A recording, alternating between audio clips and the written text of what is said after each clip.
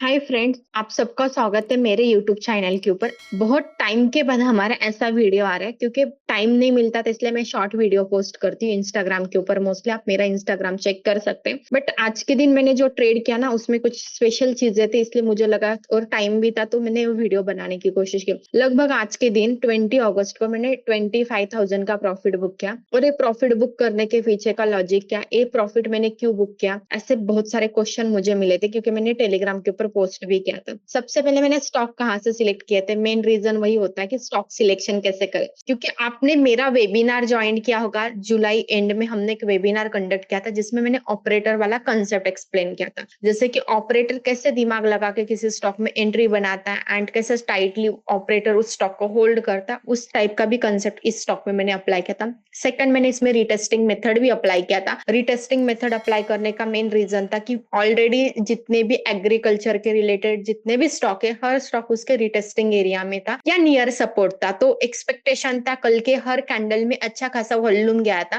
तो एक्सपेक्टेशन था कि आज के दिन अच्छा खासा मूव भी करे। और आपको भी पता होगा जैसे जून जुलाई अगस्त सितंबर इस मंथ में ना एग्रीकल्चर के स्टॉक बहुत ज्यादा मूव करते हैं। लास्ट ईयर के भी आप चार्ट स्क्रॉल कर सकते हैं, जस्ट एक हिस्ट्री है जो दिमाग में फिक्स करके रखिए, उस अकॉर्डिंग काम करिए। मैं तो सिंपल मेरे फोकस में एग्रीकल्चर का सेक्टर था, तो उसमें मैंने बहुत सारे स्टॉक देखे थे। बट मैंने स्पेशली यही वाला स्टॉक क्यों चूज किया, स्पेशली ये स्टॉक चूज करने का मेन रीजन था, इसके अंदर आप देखोगे सिंपल इंडिकेटर, जो मेरा इंडिकेटर है स्टॉक मार्ट प्रो का, उसके अकॉर्डिंग ट्रेड बन रहा था। तो मैंने सिंपल डिसाइड किया कि चलो इस स्टॉक को लेते। फिर मैंने एंजल के अकाउंट के ऊपर सबसे पहले ट्रेड प्लान किया। यहाँ पे मैंने ट्रेड प्लान किया, ये स्टॉप लॉस प्लान किया, टारगेट आपके सामने आपको सब इंडिकेटर शो कर रहा है। तो इंडिकेटर मुझे जब ये स्टॉक मैंने अकॉर्डिंग इंडिकेटर जाके चेक किया ना, मुझे बढ़िया लगा। प्लस प्राइस एक्शन में भी रिटेस्टिंग अप्लाई हो रहा था, इसलिए सिंपल मैंने मेरा इंडिकेटर फॉलो करके इसमें टारगेट बुक कर लिया। हाँ, मैंने पूरा टारगेट नहीं, मैंने पहले जो एंजल का मेरा अकाउंट आप देखोगे 61 1:2 का रिस्क रिवॉर्ड रेशियो आ गया। मुझे कैपिटल के ऊपर 7% के रिटर्न मिल गए। मैं खुश हो गई 7% में, क्योंकि अब आज तो लिया था और आज ही के दिन तो 7% मिले, मैंने सेल कर दिया।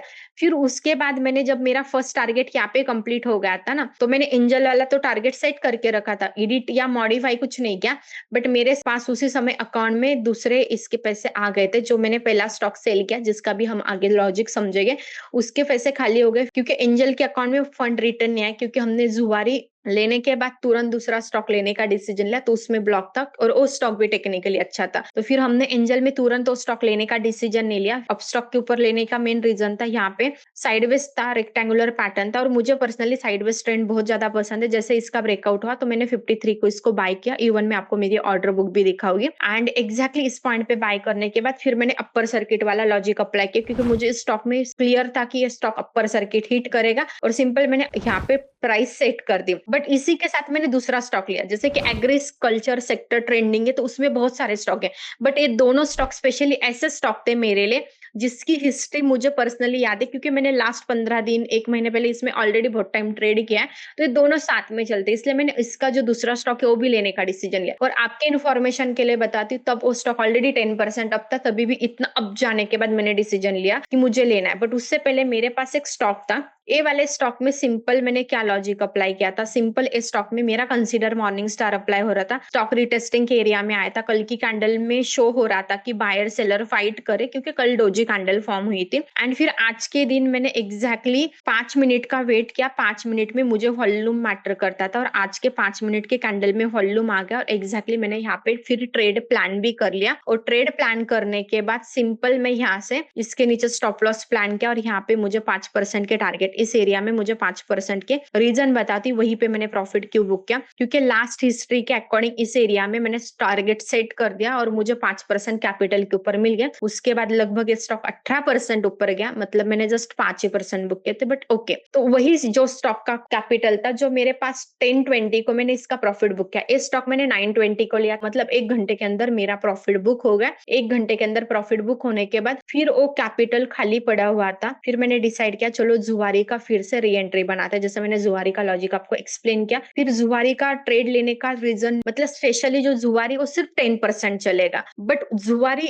इंडस्ट्री उसका 20% का अपर सर्किट है और वो भी अपर सर्किट हिट करेगा, इसलिए फिर मैंने दोनों भी स्टॉक में आधा आधा कैपिटल डिवाइड कर दिया, दोनों भी सेम टाइम पे स्टॉक लिए, एक में 50,000 दूसरे में 50,000, मतलब ऐसी अमाउंट लगा दी एंड लगाने के बाद दोनों भी स्टॉक अपर सर्किट में सेल कर दिया। अभी एक ये उसमें नो डाउट कि कल भी स्टॉक इंक्रीज होने वाले, बट मैं आज के दिन ही बुक करके निकल गया। तो पर्टिकुलरली स्टॉक में मुझे 5,200 के प्रॉफिट मिले। जुवारी इंडस्ट्री जो स्पेशली आप देख सकते हैं यहाँ पे, हमने Zuari agro and Zuari industry, तो यहाँ पे जुवारी इंडस्ट्री कल के दिन ऑलरेडी रिटेस्टिंग इसने कंप्लीट किया था। रिटेस्टिंग कंप्लीट करने के बाद सिंपल मुझे मेरी यहाँ पे, क्योंकि मैं पर्सनली रिटेस्टिंग में बहुत ज्यादा ट्रेड करती हूँ, जैसे कि फोर्थ पॉसिबिलिटी में उसको बोलती हूँ, एंड मेरी अकॉर्डिंग या जितना अभी तक मैंने मेरे 6 ईयर के जर्नी में देखा, मुझे पर्सनली इसकी 95% एक्यूरेसी मिली, इसलिए मैं वहां पे जाके ट्रेड करना बहुत ज्यादा पसंद करती हूँ। और ये स्टॉक मेरे सामने आ गया, वॉल्यूम था, मेरी मन पसंदीदा कैंडल थी, सब कुछ सेटअप था। लाइक सिंपल लैंग्वेज में बोला जाए तो मेरा 5 स्टार ट्रेडिंग सेटअप भी था। तो सिंपल ये स्टॉक मैंने लेने का डिसाइड किया, बट सुबह सुबह मेरी, जैसे आपको पता है, बेटी है निफ्टी, उसके चक्कर में ये स्टॉक मेरे थोड़े टाइम के लिए दिमाग से स्किप हो गया। एंड जब मैंने देखा ऑलरेडी स्टॉक बहुत बड़ा था, तब मेरे में लेने में थोड़ा सा मुझे डर लगने लगा, फिर मैंने यहाँ पे एंट्री नहीं मारी। जैसे मेरा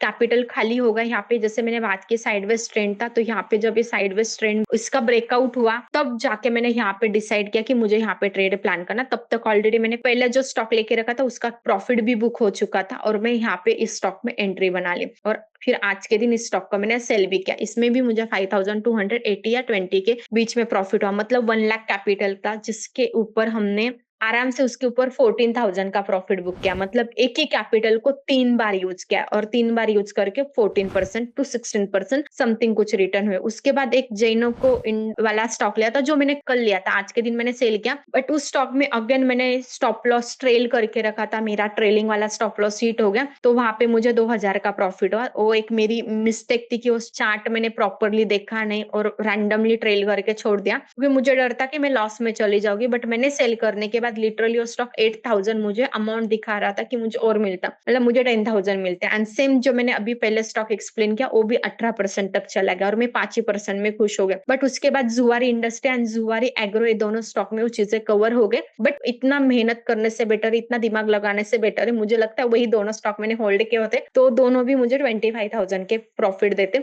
बट यहाँ पे मुझे एक चीज बतानी, मेरी बिल्कुल साइकोलॉजी डिस्टर्ब नहीं हुई। हाँ, थोड़े टाइम के लिए बुरा लगता है, फिर तुरंत मैंने डिसाइड किया कि ये वाले स्टॉक है ना, चलो इसमें, और इसके पीछे मैं भागी नहीं। प्रॉपरली मैंने यहाँ पे एक सेटअप या एक पर्टिकुलर जोन बनने का वेट किया, इस जोन जब टूटा तब मैंने एंट्री मारी, मतलब यहाँ पे राइट टाइम एंट्री मिली। और मुझे पर्सनली साइडवेज ट्रेंड बहुत ज्यादा पसंद है, ऐसे स्टॉक आती तो मैं उसको छोड़ती नहीं। सिंपल वहां पे फिर मैंने ट्रेड ले लिया, और आज ही के दिन मुझे प्रॉफिट मिला। कल के लिए प्लानिंग था, बट मैंने डिसाइड किया चलो आज के दिन अच्छा खासा प्रॉफिट मिल रहा है, तो क्यों आज ही के दिन बुक करके निकल जाओ। अगेन मैंने कल के दिन मेरे एंजल के अकाउंट के ऊपर भी ये स्टॉक लिया था, जुवारी एग्रो का, जो बीटीएसटी पर्पज के लिए था। बट जैसे मैंने मॉर्निंग में देखा कि ये स्टॉक अच्छा लग रहा है, तो स्टॉक मैंने होल्ड भी किया, कंटिन्यू किया। एंड उसमें मैंने इंडिकेटर के अकॉर्डिंग 1:2 का रिस्क रिवॉर्ड रेशो बुक किया। 3,500 मुझे कैपिटल के ऊपर मिले। कल के दिन मैंने एचबीएल का एक स्टॉक लिया था, जिसमें मैंने मेरा ऑपरेटर वाला जो लॉजिक होता वो अप्लाई किया था, बट आज के दिन वो लॉजिक इतना अच्छे से चला नहीं। मतलब यहाँ पे आप देखोगे, ए वाला स्टॉक था जो मेरा प्योरली बीटीएसटी पर्पज था, बट सुबह सुबह ना, जब एक आपके पास छोटी बच्ची है और उसको देख के, एक बेटा है, ऐसे सबको देख के बहुत मुश्किल होता है सब चीजें करना। बट ठीक है, मैंने तभी भी ऑर्डर पंच करके रखा था, तो यहाँ पे सिंपल मैंने आज के दिन इस स्टॉक को सेल कर दिया। कल ही के दिन मैंने लिया था, एंड आज के दिन इवन टेलीग्राम के ऊपर मैंने स्टॉक पोस्ट भी किया था, आप चेक भी कर सकते हैं। तो आज के दिन सेल करके मुझे तभी भी स्टॉक में मुझे 3 से 4% के रिटर्न्स मिले कैपिटल के ऊपर, तो ओवरनाइट गेन अच्छा खासा है। इस कैपिटल में मैंने 58,000 यूज किया था, एंड जुआरी में भी 58,000 यूज किया था, अब स्टॉक के ऊपर भी 50,000 में ट्रेड किया था। तो टोटल मिला के तीनों भी स्टॉक है ना, जितने मतलब आज के दिन हमने जितने ट्रेड किए सब मिला के 2 लाख का टोटल कैपिटल था, दोनों अकाउंट के ऊपर मिलके 2 लाख के ऊपर 25,000 आ गए। पर्टिकुलर एक एक अमाउंट के अकॉर्डिंग देखा जाए तो परसेंटेज वाइज रिटर्न ज्यादा मिले, तो सिंपल ए लॉजिक अप्लाई करके मैंने ट्रेड किया था। तो यहाँ पे इवन आप मेरी स्क्रीन भी देख सकते हैं, जिसमें मैंने मेंशन किया मेरे लैपटॉप के ऊपर क्यों लॉग इन नहीं है, क्योंकि लैपटॉप के ऊपर उसका जो ओटीपी आता है ना, वो मेरे हस्बैंड के मोबाइल के ऊपर जाता है, एंड वो अभी अवेलेबल नहीं ओटीपी लेने के लिए। फिर मैंने मेरे पास मोबाइल में एप्लीकेशन लॉगिन है, लैपटॉप के ऊपर ओटीपी ना होने की वजह से लॉगिन नहीं हो पाया, तो इसलिए मैंने मोबाइल की स्क्रीन रिकॉर्ड करके डाल दी। तो आप देख सकते हैं प्रॉफिट, और वहां पे मैंने सब कुछ मेंशन किया। आप देखोगे स्टेप बाय स्टेप मैंने कितने बजे कौन सी एंट्री बनाई, फिर कब सेल किया, ऐसे पूरा ही वहां पे एक्सप्लेन किया। फिर उसी कैपिटल को रीयूज करके कल के लिए एक बीटीएसटी के लिए ट्रेड प्लान किया। देखते हैं अभी कल उसमें प्रॉफिट आता है, लॉस आता है, जो भी होगा। तो आप देखोगे सिंपल ऐसे लॉजिक अप्लाई करके मैं स्विंग ट्रेडिंग करती हूँ। तो बहुत ज्यादा डिफिकल्ट और मुश्किल टाइम से जा रही हूँ अभी मैं, ठीक है। बेबी, घर, ट्रेडिंग, तभी भी ये चीजें हो रही है मेरे से, ठीक है। तभी भी मैं ऑटोमेटिकली ट्रेड कर रही हूँ, तो मैंने कुछ भी बंद नहीं किया। तो आप देखो लाइक आप फ्री और एक प्रॉपर नॉलेज लेके और सिंपल प्राइस एक्शन सीख लो, सिंपल वॉल्यूम सीख लो, इनफ है स्विंग ट्रेडिंग के लिए। और इतना हेक्टिक शेड्यूल होने की वजह से भी मैं अच्छे खासे स्विंग स्टॉक पिक करती हूँ, स्क्रॉल करती हूँ, सर्च करती हूँ, चलते फिरते आज के डेट में मैं ट्रेड कर रही हूँ। मतलब इतना मुश्किल नहीं जब आप एक प्रो लेवल में जाते हो, बट उससे पहले बहुत मेहनत करनी पड़ती, तब जाके आप वहां पे चले जाते हो। एंड मुझे बताने के लिए खुशी होगी, इस 23 अगस्त को हम लोगों का ना नागपुर में इवेंट है। आप लोगों को उस इवेंट का पार्ट बनना है। फ्री इवेंट, कोई भी आपसे चार्ज नहीं लिया जाएगा। वहां पे मैं मेरे कुछ स्विंग ट्रेडिंग के टेक्निक बताऊंगी, कुछ सेटअप एक्सप्लेन करूंगी। तो आपको उस इवेंट के लिए आना है, तो आप मेरे उस इवेंट के लिए रजिस्ट्रेशन कर सकते हैं। डिस्क्रिप्शन बॉक्स में आपको उसकी लिंक मिल जाएगी। और आने वाले 23 को 5:30 को इवेंट है, होटल ओरिएंट ताइबा में इवेंट होने वाला है, जो गणेश पेट में। उसके ऊपर हमने मैप का लोकेशन भी दिया, आप इवन आ सकते हैं। बट प्लीज रजिस्ट्रेशन करना। आप जितने भी लोग आ रहे हैं उनका सबका रजिस्ट्रेशन कंपलसरी, क्योंकि आपने रजिस्ट्रेशन किया तो उसका अप्रूवल आपके ईमेल के ऊपर आएगा। तो चलो मिलते हम लोग आने वाले 23 मतलब सैटरडे के दिन नागपुर में। तो जितने भी नागपुर वाले वीडियो देख रहे हैं ना, आना मत भूलना, क्योंकि आपको वहां पे बहुत सारे अलग अलग टाइप के चीजें मिलेगी, सीखने के लिए मिलेगा। एक अलग टाइप का इवेंट हम लोग वहां पे करेंगे। और ये वाला इवेंट हमारा अच्छा होता है ना, जल्दी हम नागपुर के बजाय पुणे, मुंबई में भी वाले इवेंट प्लान करेंगे। तो मिलते हैं नागपुर में। और आप लोगों को मेरा ये स्विंग ट्रेडिंग का लॉजिक कैसे लगता है, इसके ऊपर मुझे बार बार वीडियो क्रिएट करने चाहिए या नहीं करने चाहिए, मुझे डेफिनेटली कमेंट बॉक्स में बताना, फिर मैं उसके अकॉर्डिंग वीडियो बनाने की कोशिश करूंगी।